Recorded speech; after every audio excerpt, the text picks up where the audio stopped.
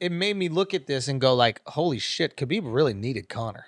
Yes. I don't think anybody gave a fuck about Khabib without Conor. No. And he is the most dominant person that's ever fought in the sport. Yeah. But Conor comes around, that rivalry really props up Khabib. Yeah. And Khabib gets to profit off of that rivalry. Yeah. Right? Like, what's going on, guys? So today we got a great video for you as always. Today we are actually going to be reacting to Andrew Schulz. You may have seen him if you're a Joe Rogan fan on the Joe Rogan Experience. And he has his own podcast, and this podcast clip that we're going to be reacting to is of him explaining why the UFC is scared of Islam Makhachev. But before we get into it, guys, I would love and appreciate it if you could like this video and subscribe to the channel. If you are an MMA fan, you will love this channel. All unfiltered, all unbiased, and it's all from the fan perspective. Now, let's get into it, guys. There's this fight over the weekend that we watched in the most fire green room ever. That is just outside. It's not really a green room. We kind of like made it that, but they like own the restaurant that's upstairs from the comedy club. And they just have this like big terrace. Oh, that's so amazing. Like the terrace. And when you're doing 3 shows and you're like in a green room for 8 hours, it can really wear on.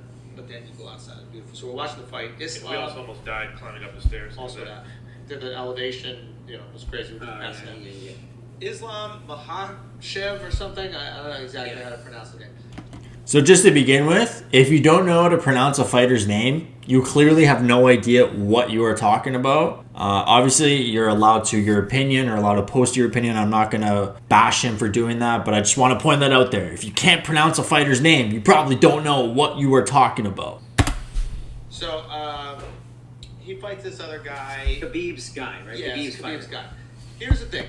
Habib's training partner, yes. It's really interesting and made me realize what's going on with the UFC and why they have a big problem. They potentially have a big problem where their most dominant fighters are not interested. Okay, so let's debunk this really quick. So I have the UFC rankings here with us right now. And if you scroll to the top for the men's pound for pound list, you got John Jones. He's pretty exciting. Kamaru Usman, pretty damn exciting right now. Wasn't the most exciting back then. Alexander Volkov, Francis Ngannou, Dustin Poirier, Jan, Stipe, Max Holloway, Charlie Olives, Brandon Moreno, Rob Whittaker, Petr Yan, Cyril Gane, and Justin Gaethje. Justin Gaethje, my favorite fighter to watch and probably the most exciting fighter on the roster to date. So that's debunked right there. And if you go scroll down into the women's pound for pound list, we won't go through the whole thing, but Amanda Nunes, Valentina Shevchenko, Rose Namajunas, Zhang Weili, Joanna Jędrzejczyk, the OnlyFans queen, Jessica Andrade.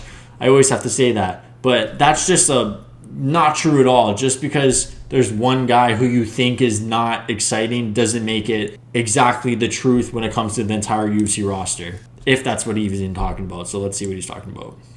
He's incredibly dominant. He's brilliant in his ability to control the fight.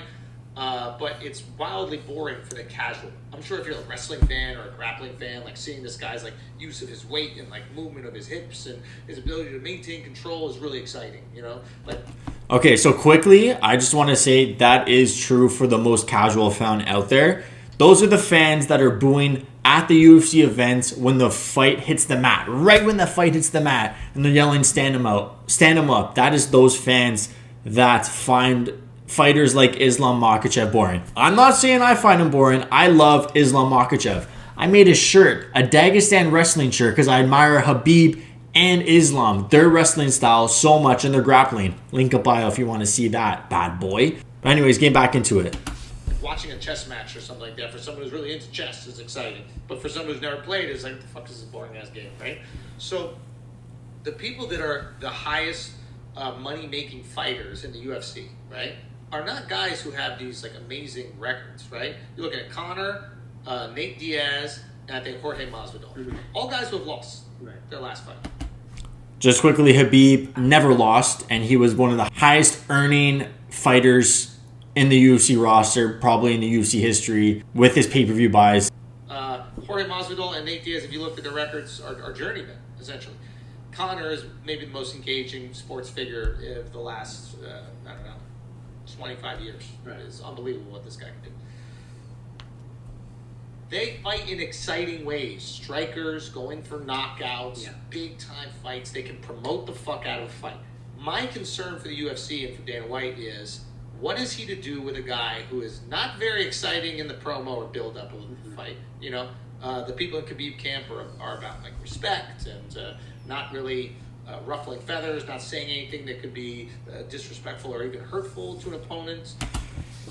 I get where he's coming from. Yes, Khabib's camp, they're all about respect and, you know, really living up to the martial arts name. But Khabib also jumped the cage and attacked Dylan Dennis. So that also happened.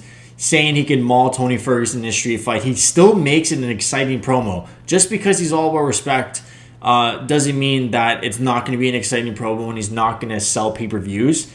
And even though his fighting style may not be the most exciting for the most casual fan out there. So I think that's pretty debunked in my perspective. You guys can comment below and let me know what you guys think. Well, this isn't the Olympics. Yeah. This is the entertainment business. Yeah. We're selling pay-per-views. Selling fucking pay-per-views. You're not engaging in the pre-fight. You're not engaging in the post-fight. During the fight, it's boring as fuck because you're just on top of the guy the whole time. Is Dana White terrified that this is going to be the next guy who dominates the division? I think he's okay because he's got enough other people. And I think the sport has been growing, and it grew with Khabib, and there will be somebody who will provoke this motherfucker. Somebody going to come around. You get another... So that is true. The UFC, they don't need every fighter to be entertaining, shit-talking. They don't need everyone to be like the Conor McGregor type guy to promote the fights and cross the line multiple times and get all that casual attention from casual fans. That's absolutely right, and he is right. But Islam doesn't hurt the fight. Islam doesn't hurt the UFC. They need those guys. They need these dominating fighters. Obviously, if Islam was that big pay-per-view draw, you never know. He still may be. He's still not even a UFC champion. He's still got a long ways to go before he really hits that, you know, that attention that Khabib has gotten. So time will tell what the answer of that is. You get another Conor. You got Izzy here. You're still gonna make your money for Dana White, and then you can point to this guy and call him the technician.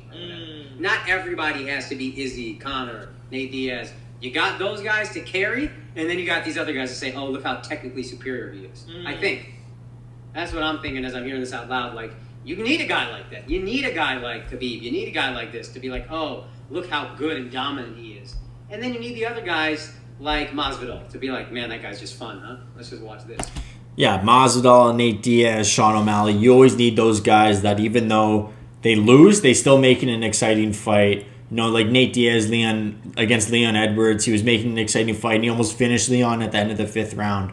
So you really need those guys to get those casual fans, like I said before, into the sport and kind of get them, like I said just now, into the sport and to buy the pay-per-views and, you know, kind of have like the little pyramid effect or some shit. I don't know. Well, otherwise it's just a spectacle. It made me look at this and go like, holy shit, Khabib really needed Conor. Yes. I don't think anybody gave a fuck about Khabib. No.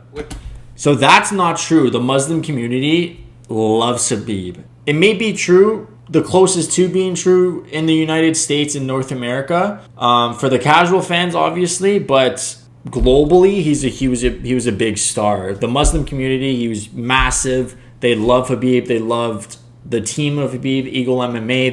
They love all those guys. And also another fun fact for you guys, Khabib is also the most followed Muslim athlete in the world. So that just shows that he is a big star. Without Conor. And he is the most dominant person that's ever fought in the sport. Yeah. But Conor comes around, that rivalry really props up Khabib. Yeah. And Khabib gets to profit off of that rivalry. Yeah. Right? Like all the antics and shit that happens around the Conor-Khabib fight. Yeah.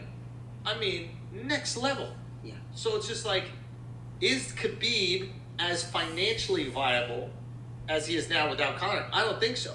Like we almost like, and also he's kind of charismatic. He understands entertainment more so than this other dude. Yeah. But like, Conor really built up the mystique of Khabib. 100%. Now I don't think Khabib is really driven by money, from what it seems. Yeah. Definitely not. This man's a multi-millionaire and he drives a Toyota, I believe. Doesn't have an exotic sports car, doesn't have a Lamborghini yacht. Could afford it, but that's just not what he's about. He loves to fight and he'll take money, but he doesn't really seem that driven by it. Yeah. So I don't want to act like he's hypocritical or whatever, but like, For sure, I didn't know about Khabib until Conor. Yeah. And I'm very much a casual. If that. So I guess what I'm saying is like, if these guys meaning like the Dagestani wrestler types, right, are going to be dominant in the UFC, you need to make sure that you're pairing them with incredibly charismatic and entertaining fighters. Even if they beat them, that they can push and promote the fight. You know what would be great? Dylan. What is he gonna say? Yeah. If his knee is right. He just said Dylan Dennis. I'm out. I was about to leave. I'm about to knock over my sign after him saying that. Dylan Dennis? Oh shit! I just knocked out my light. Dylan Dennis. Okay, first and foremost, Dylan Dennis. He fights in Bellator. Doesn't even fight in Bellator. This guy hasn't fought in like 4 years. Cross promotion fights obviously don't happen. I know he's just saying, imagine what if. He's a stupid shit talker that doesn't even fight, so it doesn't have the same effect as McGregor, but I get where he's coming from. And the point with pairing an Islam Makhachev type fighter, pairing him up with like a Nate Diaz, a guy that's really charismatic and has draw power with the casual fan, obviously that would make the most sense in the world, because it's just going to be an interdependent relationship between the two, and it's going to bring elevate both levels to another level that they weren't able to get to by themselves. Right? He'll promote the fuck out of that fight. But you need that. You need that. You need that because they're not going to promote it and they're not going to make it interesting. I have no interest in watching that guy fight again. He did nothing for me. Okay, so you don't need to watch him fight because you're obviously a casual. So let's scroll down into the comments and see what everyone has to say about this. RJ says, such a casual take, and I hate being that guy to say it. RJ, you are not wrong, my friend. I love that you're saying this. Dylan Dennis has only 2 fights against bums at a catch weight. Don't mention him when you talk about Islam. Straight facts, Trill Will. I love that name. Absolutely. Dylan Dennis is a bum. Don't mention him when you're talking about Islam Makhachev. I was really entertained by Islam's fight, and I don't know nothing about wrestling. Another point. Right there, Edson is proving right there that Islam Makhachev can sell to the casual fan and be entertaining to the casual fan. Andrew literally thinks like an MMA fan from 10 years ago. He needs to stop talking about MMA in this particular podcast because it sounds serious and he sounds like an idiot noob. So this is true because Andrew is actually a big boxing fan, so that's probably where his mind is at, because boxing is just a dying sport and it has that old school mentality. So who knows with that? You know, everyone is pretty much just disagreeing with Andrew Schulz in this comment section. I don't see one comment that is defending Andrew or supporting Andrew whatsoever, and you can look at that like to dislike ratio. That's horrendous. So that just proves that everyone disagrees with that, and the Muslim community don't fucking talk shit about their fighters because they love them. That just proves that he's entertaining. He has that star power, the draw for a pay-per-view if and when he becomes a UFC champion. And since you guys are here, I would really truly appreciate it if you could like this video and subscribe to the channel. And if you guys want to check out my Dagestan wrestling shirt, it comes in white and black. The link will be in my bio if you guys want to shop that. It really helps with the channel a lot. Be happy people. Okay, guys, have a great day. See ya. Damn, it's gonna be a long night. Yeah. You know. I said, damn, it's gonna be a long night.